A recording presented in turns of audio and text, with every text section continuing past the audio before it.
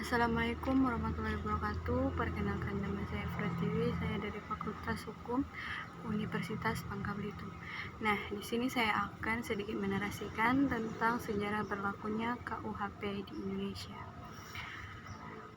Bermula pada tanggal 18 Agustus 1945, telah tersusun Undang-Undang Dasar 1945 termasuk ketentuan aturan peralihan ada di dalamnya. Nah, pada pasal 2 aturan peralihan Undang-Undang 1945 yang berbunyi, segala badan negara dan peraturan yang ada masih langsung berlaku selama belum diadakan yang baru. Menurut Undang-Undang Dasar ini, secara substantif, pasal 2 aturan peralihan Undang-Undang 1945 menjadi makna legal.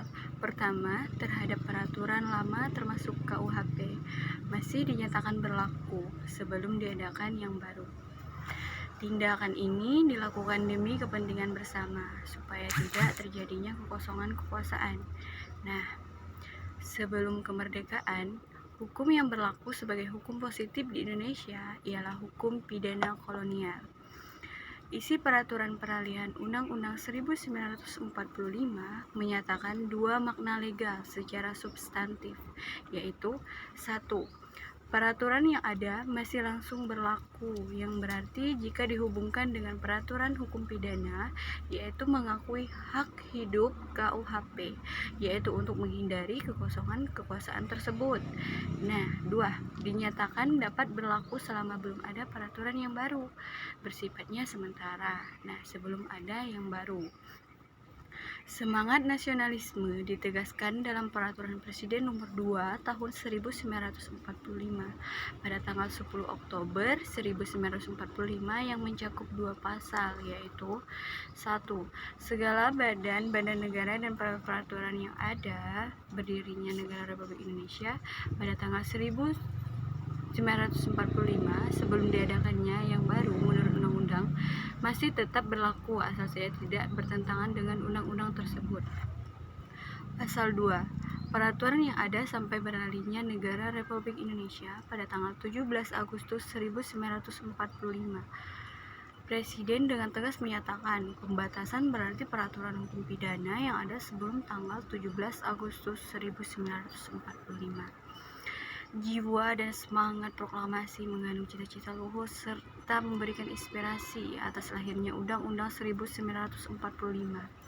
Proklamasi dan pembukaan Undang-Undang 1945 mampu menguraikan makna dari proklamasi yang menjadi tonggak awal dari berdirinya Negara Kesatuan Republik Indonesia. Perkembangan selanjutnya, pemerintah Republik Indonesia mengeluarkan Undang-Undang Nomor 1 Tahun 1946 tentang Peraturan Hukum Pidana.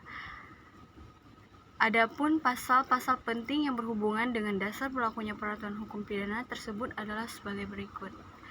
Pertama, pasal 1. Dengan menyimpang seperlunya dari Peraturan Presiden Republik Indonesia Nomor 2 Tahun 10 Oktober 1945 menetapkan bahwa peraturan-peraturan hukum pidana yang sekarang berlaku ialah peraturan hukum pidana yang ada pada tanggal 8 Maret 1942. Pasal 5 yaitu peraturan-peraturan hukum pidana yang seluruhnya atau sebagian sekarang tidak dapat lagi dijalankan atau bertentangan dengan kedudukan Republik Indonesia sebagai negara merdeka atau tidak mempunyai arti lagi, harus dianggap seluruhnya atau sebagian sementara tidak berlaku.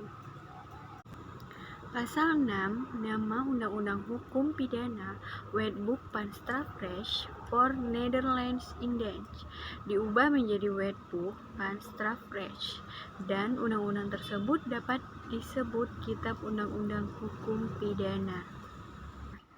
Pasal 1 Undang-Undang Nomor 1 Tahun 1946 setidaknya mengandung dua hal penting yang maknanya legal, yaitu dengan menyimpang sepenuhnya dari Peraturan Presiden Republik Indonesia Nomor 2 1945 dan Peraturan Hukum Pidana yang berlaku tanggal 8 Maret 1942. Oleh karena itu, Hukum pidana yang ada pada waktu itu ialah hukum pidana pemerintahan bala tentara Jepang, yaitu Gunsei Keizirei. Penilaian pada yuris Indonesia, sifat pemerintahan Jepang terdahulu adalah diktator, maka dari segi itu saja secara politis tidak dapat diteruskan. Makna segala perubahan tersebut dianggap tidak berlaku. Berdasarkan ketentuan pasal 5 Undang-Undang Nomor 1 Tahun 1946, jelas bahwa ada ukuran-ukuran pembatasan berlakunya peraturan hukum perdana tersebut, yaitu 1. Yang seluruh atau sebagian sekarang tidak dapat lagi dijalankan. 2. Bertentangan dengan kedudukan Republik Indonesia sebagai negara merdeka. 3. Tidak mempunyai arti lagi. Menurut Umar Sueno Adji menyebutkan pasal 5 Undang-Undang Nomor 1 Tahun 1946 berfungsi untuk menguji apakah suatu perbuatan pidana mempunyai hak hidup atau tidak dalam negara Republik Indonesia. Nah, menurut Muljato menjelaskan 3 ukuran pembatas dalam pasal 5 Undang-Undang Nomor 1 Tahun 1946 merujuk pada penjelasan undang-undang tersebut, yaitu bunyi ketentuan pasal 5 dimaksudkan untuk memberi petunjuk kepada mereka yang harus menjalankan peraturan hukum pidana sehari-hari.